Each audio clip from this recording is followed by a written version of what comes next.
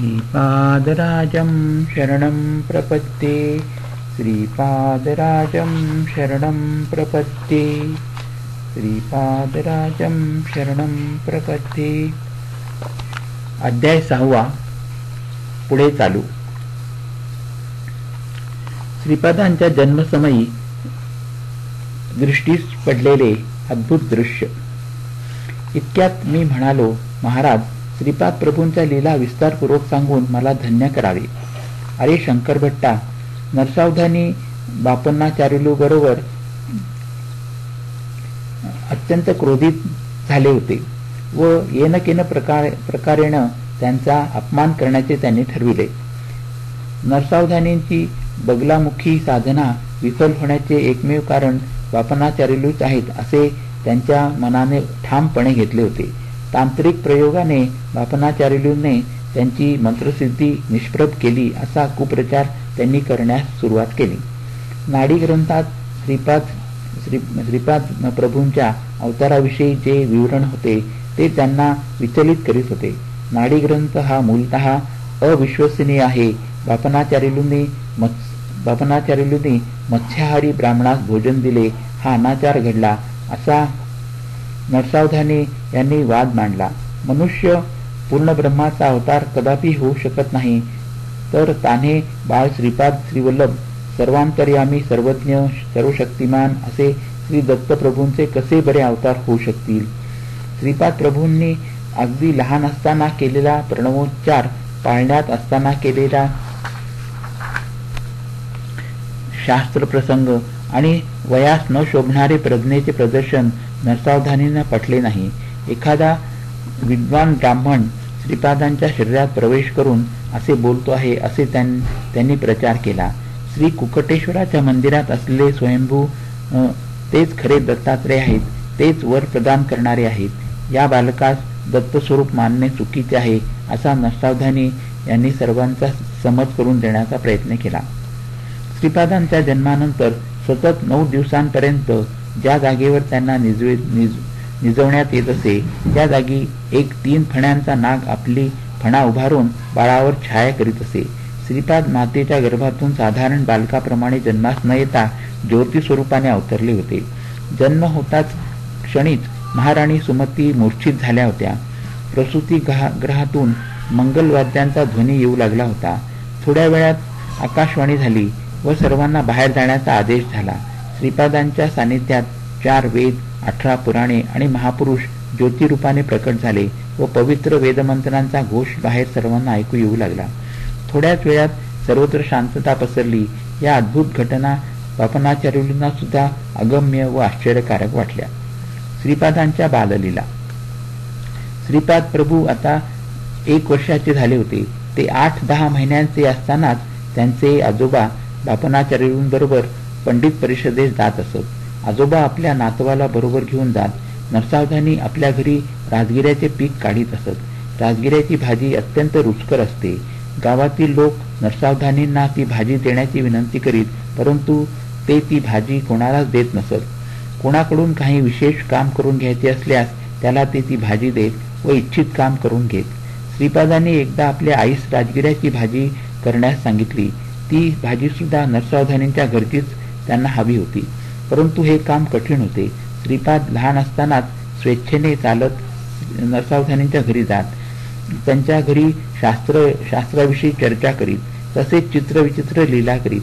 पिठिकापुरात एका महापंडिताचा मृत्यू झाला होता। त्या पंडिताचा प्रेतात्मा श्रीपादांकडून विचित्र कार्य करून घेत आहे।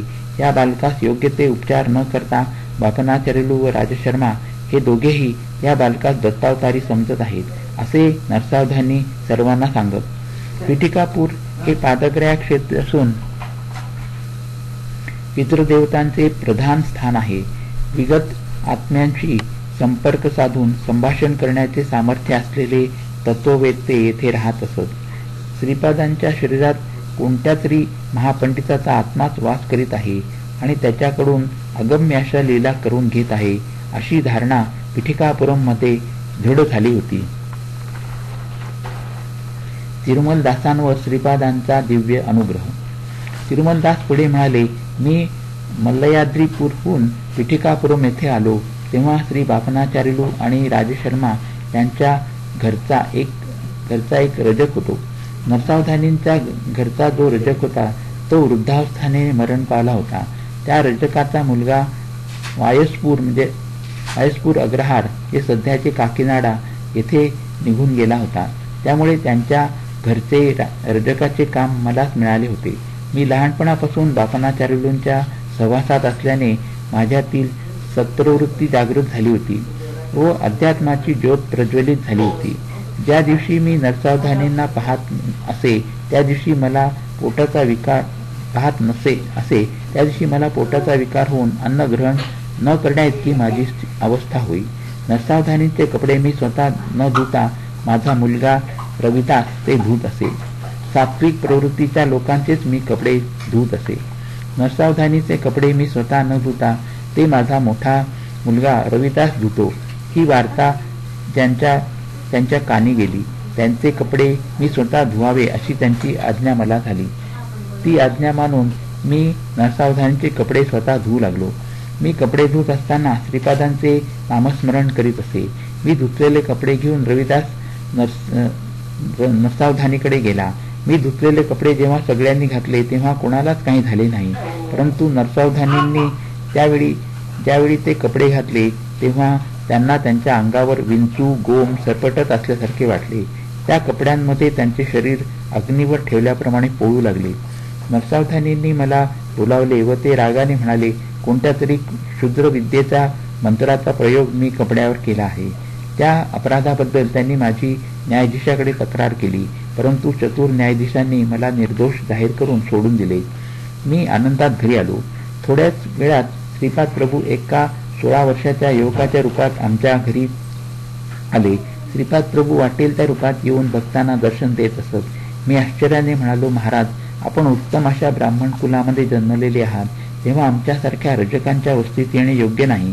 तेव्हा प्रभू म्हणाले, नरसावधानी सारखे पापाचे गाठोडे डोक्यावर वाहणारे ब्राह्मण खरे तर रजकांपेक्षा कमी दर्जाचे असतात, परंतु तुझ्यासारखे ब्राह्मणांची ओढ असलेले रजक त्यांच्यापेक्षा श्रेष्ठच असतात. श्रीपादांचे ते शब्द ऐकून मी त्यांच्या चरणांवर नतमस्तक झालो आणि ढसाढसा रडलो. श्रीपाद प्रभूंनी माझ्याकडे अमृतदृष्टीने पाहिले व आपल्या दिव्य हाताचा स्पर्श करून मला उठविले.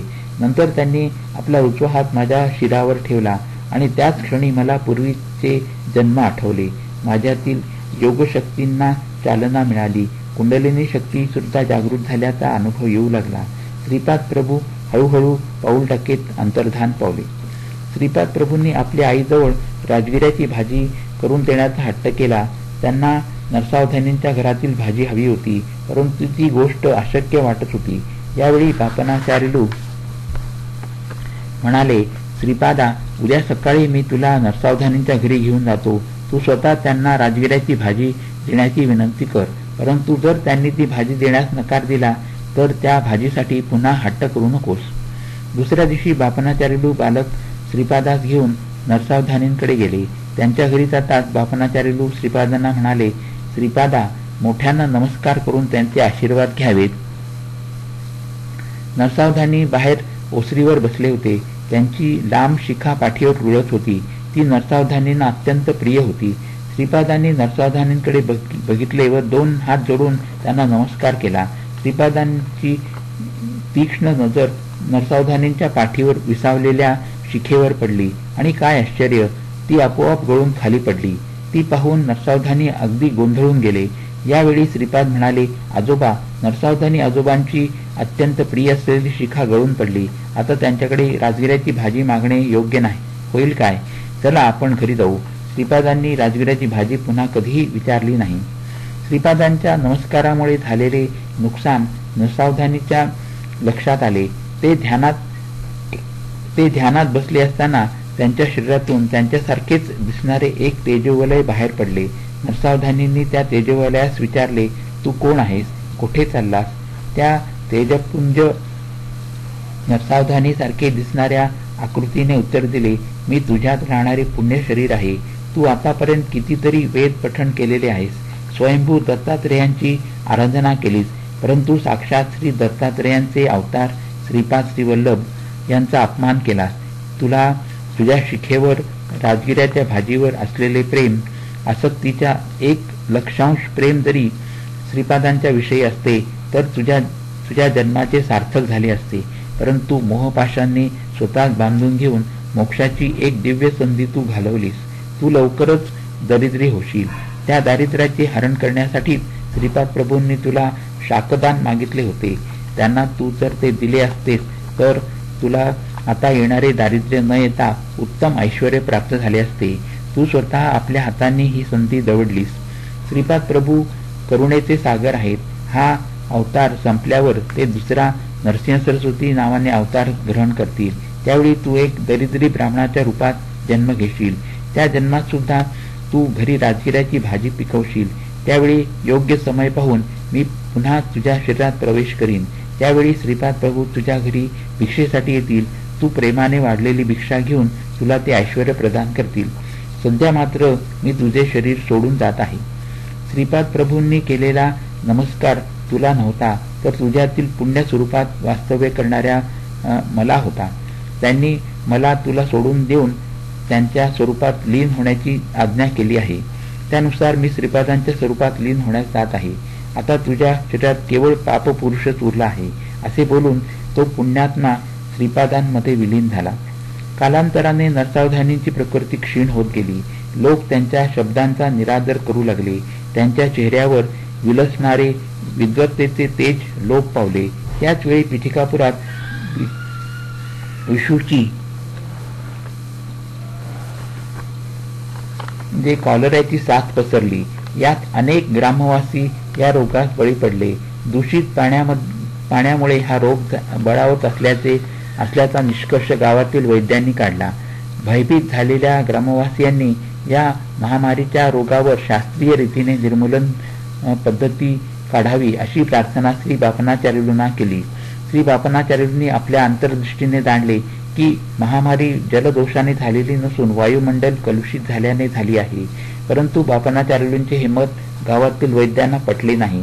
ग्रामस्थांनी ग्रामदेवतेस पशुबली देऊन तांत्रिकांकडून विविध प्रकारच्या पूजा महामारीच्या निर्मूलनासाठी केल्या. पशूंचा बळी दिल्याने त्यांच्यातील प्राणशक्ती बळजबरीने बाहेर काढली जाते व तिला मंत्रोच्चाराने वश करून घेतात. प्राणशक्तीस वृद्धिंगत करण्यासाठी योगाच्या प्रक्रिया किंवा सात्विक आराधनेचा अवलंब करणे अधिक योग्य आहे असे श्री बापनाचार्युंचे मत होते. त्यांनी ग्रामवासींना असे सुचविले. परंतु अंधश्रद्धेने त्यांनी पशुबळी देण्याचे थांबिले नाही. गावातील काही मंडळींनी पशुबळींचा विषय श्रीपाद प्रभूंपुढे काढला. त्यावर श्रीपाद म्हणाले, ग्रामदेवतेस विनंती केली आहे की तिने पशुबळींचा स्वीकार करू नये. श्रीपादांच्या आज्ञेनुसार ग्रामदेवता समुद्र स्नान करण्यास गेली आहे. आता दूध उतू घालून देवतेस नैवेद्य अर्पण केल्यास या रोगराईपासून तुमची सुटका होईल. कलिकेचे रूप धारण केलेली ग्रामदेवता शांत होईल. ही वार्ता गावातील सर्व लोकांना कळविण्यासाठी एका चर्मकारास बोलावून चर्मवाद्यावर दवंडी पिटविण्यास सांगितले. दवंडी कोणी पिटायची असे विचारल्यावर श्रीपाद प्रभू म्हणाले, विषूची रोगाने ग्रस्त व्यंकय्या यानेच दवंडी पिटावी असा माझा निरोप त्यास सांगा. ते सर्व ग्रामवासी व्यंकय्याकडे गेले. तो मरणासक्त होता. त्याला हा निरोप देताच तो मूर्छित पडला. एका घटकेनंतर जेव्हा तो शुद्धीवर आला तेव्हा तो पूर्णपणे बरा झालेला होता. ही बातमी हा म्हणता संपूर्ण पिठिकापुरामध्ये चर्चेचा विषय झाली. व्यंकय्याने गावात फिरून चोहीकडे दवंडी पिटली. बापनाचार्यांनी आपल्या सेवकास पाण्याने भरलेले एक मोठे भांडे त्यांच्या समोर आणून ठेवण्यास सांगितले. वायुमंडलातील विषारू कीटाणूंचा नाश करण्यासाठी योग्य त्या मंत्रांचे संधान केले आणि तत्काळ हवेतील विषारू कीटाणू पाण्यात टपटप येऊन पडू लागले. अशा प्रकारे वायुमंडल शुद्ध झाले आणि महामारी रोगाचे निर्मूलन झाले. श्रीपादांच्या जन्मतिथीस राजशर्मा पत्नीसह श्रीपादांना घेऊन बाळाचे आजोबा श्री बापनाचार्युलू यांच्याकडे आले. ज्या वेळी बापनाचार्युलूंनी श्रीपाद प्रभूंच्या चरणावरील शुभचिन्हे पाहण्याचा प्रयत्न केला होता त्यावेळी त्यांना कोटी कोटी सूर्यांच्या तेजस्वीतेचा अनुभव येई व ती शुभचिन्हे त्यांना तीव्र प्रकाशात दिसत नसत. याचे त्यांना राहून आश्चर्य वाटे.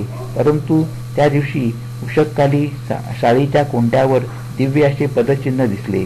त्यांनी आपली कन्या सुमतीस विचारले, बाळा, या कोंड्यावरून कोण गेले? तुमचा लाडका नातूच तेथून गेला. आणखी कोण? बाबा, सुमतीने उत्तर दिले. ते पदचिन्ह 16 वर्षीय कुमाराच्या पदचिन्हासारखे होते. आजोबांनी श्रीपादांना आपल्या मांडीवर घेतले व त्याच्या चरण कमलांचे ते निरीक्षण करू लागले. त्यावेळी त्यांना दिव्य प्रकाश न दिसता मीच साक्षात दत्तात्रेयांचा अवतार आहे असे सूचित करणाऱ्या सुस्पष्ट अशा चिन्हांचे दर्शन झाले. त्या दिव्य चरणांचे बापनाचार्यांनी कौतुकाने चुंबन घेतले. हा बालक श्री दत्तात्रेयांचा अवतार असल्याचा त्यांचा दृढ निर्धार झाला. त्याच वेळी त्यांच्या मुखातून श्री दत्तांच्या स्तुतीपर पद आपोआप निघाले. त्या दिव्य चरणांच्या दर्शनाने बापनाचार्यांच्या अंगी अष्टभाव सिद्ध झाले. त्यांच्या डोळ्यातून आनंदाश्रू वाहू लागले. ते श्रीपादांच्या गालावर ओघळले आणि मोत्याच्या बिंदूसारखे चमकत होते. आजोबांनी आपल्या उपरण्याने हळुवारपणे ते श्रीपादांच्या गालावरील ते थेंब पुसले. त्यावेळी श्रीपाद म्हणाले, आजोबा, तुम्ही सौरमंडलातून शक्तिपात करून जी शक्ती श्रीशैल्य स्थितीत श्री मल्लिकार्जुन शिवलिंगात आकर्षित केली होती, त्याच वेळी सूर्यमंडलातील ती शक्ती गोकर्ण, महाबळेश्वरी व पादगया क्षेत्री स्थित असलेल्या स्वयंभू श्री दत्तात्रेयांच्या ठाई सुद्धा आकर्षित झाली होती. गोकर्ण महाबळेश्वर क्षेत्रास अधिक शक्ती संपन्न करण्याचा संकल्प आहे. प्राणीमात्रातून जे अनिष्ट स्पंदन बाहेर पडतात, त्या स्पंदनांना माझ्यात लय पाहून जे माझे साधक आश्रित आहेत त्यांच्या प्रती शुभस्पंदनांचे प्रसारण व्हावे असा माझा संकल्प आहे. गोकर्ण महाबळेश्वर हे परमेश्वराचे आत्मलिंग आहे. त्याच्या केवळ दर्शनानेच मुक्ती साध्य होते. तसेच श्रीशैल्याच्या दर्शनाने सुद्धा मुक्तीचे फळ प्राप्त होते. येथील मल्लिकार्जुनास शक्ती संपन्न करण्याचा संकल्प आहे. तुम्ही सत्यऋषी आहात. मी यतीच्या रूपात होतो तेव्हा आईने मला नमस्कार केला. त्यामुळे मी अल्पायुषी होणार असे माझे मत होते. परंतु आईने मला श्रीपाद रूपात नमस्कार केला म्हणून मी अल्पायुषी होणार नाही असे आपण म्हणालात. तेव्हा आपल्या दोघांचेही म्हणणे खोटे होऊ नये म्हणून मी केवळ 16 वर्षेपर्यंत तुमच्या घरी राहण्याचे ठरविले आहे. संसार बंधनातून मुक्तीची इच्छा करणाऱ्या मुमुक्षूंना अनुग्रह देण्याचे कार्य पुढे आहे. मी चिरंजीव असावे असा तुमचा संकल्प आहे. तो मी पूर्तीस नेईन. श्रीपाद श्रीवल्लभ हे स्वरूप गुप्त करेन. नरसिंह सरस्वती हा अवतार घेतला तरी श्रीपाद श्रीवल्लभ रूप हेच नित्य सत्यरूप म्हणून राहील. नरसिंह सरस्वतींचे अवतार कार्य पूर्ण करून श्रीशैल्यास असलेल्या कदलीवनात 300 वर्षेपर्यंत तपश्चर्या करून प्रज्ञापूर येथे स्वामी समर्थ रूपात प्रकट होईन. तेथील वटवृक्षामध्ये माझी प्राणशक्ती प्रवेश करून मल्लिकार्जुन शिवलिंगात विलीन होईन. बापनाचार्युलींना हे सगळेच आश्चर्यकारक व अद्भुत असे वाटले. आजोबांच्या घरी पहिल्या वर्षीचा वाढदिवस अति आनंदात व थाटाने साजरा झाला. पिठिकापुरमला त्या दिवशी आणखी एक आश्चर्य घडले. नरसावधानी देवळाचे पुजारी आणि अजून काही मंडळी कुक्कटेश्वराच्या मंदिरात दर्शनाला गेले असताना त्यांना तेथे स्वयंभू दत्तात्रेयांची मूर्ती दिसली नाही. मंदिरातील मूर्ती दिसेनाशी झाल्याची वार्ता गावात दावानलासारखी पसरली. नरसावधानींच्या विरुद्ध असलेल्या एक तांत्रिक मूर्ती अदृश्य होण्याचे कारण नरसावधानीच आहेत असे मोठ्या तावातावाने म्हणू लागला. नरसावधानी क्षुद्र विद्येचे उपासक आहेत व त्यांनीच मूर्ती अदृश्य केली असा प्रचार गावात करण्यास त्यांनी सुरुवात केली. पिठिकापुरमच्या ब्राह्मणांनी नरसावधानींच्या घराची झडती घेण्याचे ठरविले. ते ब्राह्मण श्री बापनाचार्युलूंना भेटले व झालेला प्रकार त्यांनी सांगितला. तेव्हा बापनाचार्युलू त्या ब्राह्मणांना म्हणाले, प्रत्ययास येईपर्यंत मौन राहावे. योग्य वेळी या प्रश्नाचे समाधान होईल. नरसावधानींच्या घरची झडती घेऊन संशयित स्थळी खोदकाम केल्यावर तेथे मानव कपाल व क्षुद्र विद्येस उपयोगी पडणाऱ्या काही वस्तू सापडल्या. परंतु श्री दत्तात्रेयांची मूर्ती मात्र मिळाली नाही. श्री नरसावधानी मूर्तीच्या चोरीच्या आरोपापासून मुक्त झाले नाही, परंतु ते क्षुद्र विद्येचे उपासक असल्याचे सिद्ध झाले. दिवसेंदिवस त्यांची प्रकृती क्षीण होत होती. त्यांच्याकडे एक वांस गाय होती. तिला बैलाप्रमाणे शेतीच्या कामासाठी वापरीत असत व वेळेवर दाणा पाणी सुद्धा देत नसत. एके दिवशी नरसावधानींच्या विरुद्ध असलेल्या तांत्रिकाने त्या गायीच्या शरीरात क्षुद्र शक्तीचे आवाहन केले. त्यामुळे त्या गायीने खुंटाचे बंधन तोडून टाकून ती घरात शिरली व घरच्या लोकांना शिंगाने मारू लागली. नरसावधानींनी अतिप्रेमाने लावलेल्या राजगिऱ्याच्या भाजीचा मळा तिने उद्ध्वस्त केला. त्या गायीच्या जवळ जाऊन तिला दोरीने बांधणे कोणास शक्य झाले नाही. याच वेळी नरसावधानींच्या घरी त्यांच्या आईचे श्राद्ध होते. श्राद्धाचा संपूर्ण स्वयंपाक झाला होता. श्राद्धाच्या ब्राह्मणांचे भोजन झाले होते. घरच्या मंडळीचे मात्र अजून जेवण झाले नव्हते. त्या गायीने सारे अन्न व वडे खाऊन टाकले. याच वेळी बालक श्रीपाद प्रभू आपल्या वडिलांना नरसावधानीच्या घरी घेऊन जाण्याचा आग्रह करू लागले. श्रीराज शर्मा त्यांना घेऊन नरसावधानीच्या घरासमोर जाऊन उभे राहिले. तेवढ्यात ती गाय नरसावधानीच्या घरातून बाहेर आली. तिने अंगणात उभे असलेल्या श्रीपादांना 3 प्रदक्षिणा घातल्या व नंतर त्यांच्या चरणी नतमस्तक झाली व त्याच अवस्थेत गतप्राण झाली. या प्रसंगानंतर गावातील लोक अनेक मते व्यक्त करू लागले. गायीने खाल्लेल्या वड्यांमध्ये विष होते व ते खाल्ल्याने गाय मरण पावली. आता नरसावधानींना गोहत्येचे पातक लागेल असे नाना लोकपवाद उठू लागले. त्यामुळे नरसावधानी त्रस्त झाले. त्या गायीने श्रीपादांना 3 प्रदक्षिणा घातल्या व नंतर त्यांच्या चरणावर मस्तक ठेवून प्राण सोडले. या कारणाने श्रीपाद हे दैवी अवतार असल्याची सर्व लोकांची खात्री झाली. राजशर्मांना आयुर्वेद शास्त्रांचे ज्ञान होते. ते नरसावधानींच्या विनंतीनुसार त्यांचा औषधोपचार करीत होते, परंतु त्यांच्या दुर्धर रोगावर औषधाचा काहीच परिणाम दिसून येत नव्हता. नरसावधानींची प्रकृती खालावतच गेली आणि त्या रोगातच त्यांचा एके दिवशी देहांत झाला. नरसावधानीच्या मृत्यूमुळे गावातील लोक श्री राजशर्मांनी त्यांना उत्तम औषध दिले नाही, त्यामुळे ते आपल्या जीवास मुकले असे बोलू लागले. काही जण म्हणू लागले की श्रीपाद श्रीवल्लभ नरसावधानीकडे रोज जात असत. ते जर दत्तावतारी असते तर नरसावधानींचा मृत्यू कसा झाला? अनेकांनी गोहत्येचे पातकच त्यांच्या देहांताचे कारण असल्याचा निर्वाळा दिला. नरसावधानीच्या कुटुंबियांचे सांत्वन करण्यासाठी श्री राजशर्मा व श्रीपाद गेले असताना नरसावधानींच्या पत्नीने त्यांचा हात धरून म्हटले, अरे बाळा श्रीपादा, चिमूटभर सौभाग्याचे वाण घेण्यासाठी मी दूरपर्यंत हळदी कुंकात जात होते. तू दत्तात्रेयच आहेस ना, तर नरसावधानी आजोबांना जिवंत करणे तुला शक्य नाही का? असे म्हणून ती माऊली रडू लागली. नवनीतासम मृदू हृदय असलेल्या श्रीपाद प्रभूंनी त्या मातेचे अश्रू पुसले. शवयात्रा सुरू झाली. राजशर्मा व श्रीपाद त्या अंतिम यात्रेत सहभागी झाले. नरसावधानींच्या ज्येष्ठ पुत्राने पित्याच्या चितेत अग्नी देण्यासाठी अग्नी हातात घेतला. त्याच वेळी श्रीपादांच्या नयनातून 2 थेंब बाहेर पडले. याच वेळी मेघगर्जनेसारख्या आवाजात श्रीपाद म्हणाले, आहा, मृत झालेल्या पित्याच्या शरीरास अग्नी देणारे पुत्र तर मी पाहिले, परंतु जिवंत पित्यास अग्नी देणाऱ्या पुत्रास पाहिले नाही. हे वक्तव्य ऐकून स्मशानात जमलेले सारे लोक निस्तब्धपणे श्रीपादांकडे पाहू लागले. श्रीपादांनी चितेवर असलेल्या नरसावधानींच्या भूमध्यामध्ये अंगुष्ठाने स्पर्श केला. त्या दिव्य स्पर्शाने नरसावधानींच्या अंगात चैतन्य स्फुरू लागले आणि आश्चर्य असे की काही क्षणातच ते चितेवरून खाली उतरले. त्यांनी श्रीपाद प्रभूंना साष्टांग नमस्कार केला. नंतर ते सर्व लोकांबरोबर घरी परतले. त्यांना सजीव घरी आलेले पाहून त्यांच्या पत्नीस अत्यंत आनंद झाला. श्रीपाद प्रभूंच्या अंगुष्ठ स्पर्शाने नरसावधानींना कर्मसूत्राचे सूक्ष्म ज्ञान झाले. त्यांच्या घरातील मृत झालेली वांस गाय ही गतजन्मातील नरसावधानींची माता होती. त्यांच्या घरी असलेला बैल हे त्यांचे पिताश्री होते. या गोष्टीचा बोध नरसावधानींना झाला. मरते समय त्या गायीने श्रीपाद प्रभूंना आपले दूध त्यांनी प्यावे अशी विनंती केली होती. पुढच्या जन्मी जेव्हा मांस म्हैस म्हणून ती जन्माला येईल त्यावेळी श्रीपाद प्रभू नरसिंह सरस्वती अवतारात तिचे दुग्धपान करतील. हे श्रीपादांनी गायीस दिलेले वचन नरसावधानींना कळाले.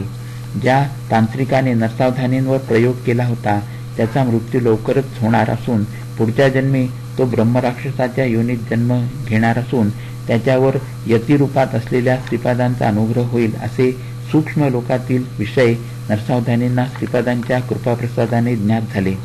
त्यांना स्वतःच्या पुढील जन्माची माहिती सुद्धा कळाली. पुढील जन्मात त्यांच्या घरी यतिरूपाने श्रीपाद प्रभू येऊन त्यांच्याकडून राजगिऱ्याच्या भाजीची भिक्षा स्वीकारून राजगिऱ्याचे पीक स्वहस्ते नष्ट करून त्यांच्या मुळाशी असलेल्या सोन्याच्या नाण्यांनी भरलेला हंडा त्यांना देतील. ही भविष्यवाणी नरसावधानींना श्रीपादांच्या अंगुली स्पर्शाने कळाली होती.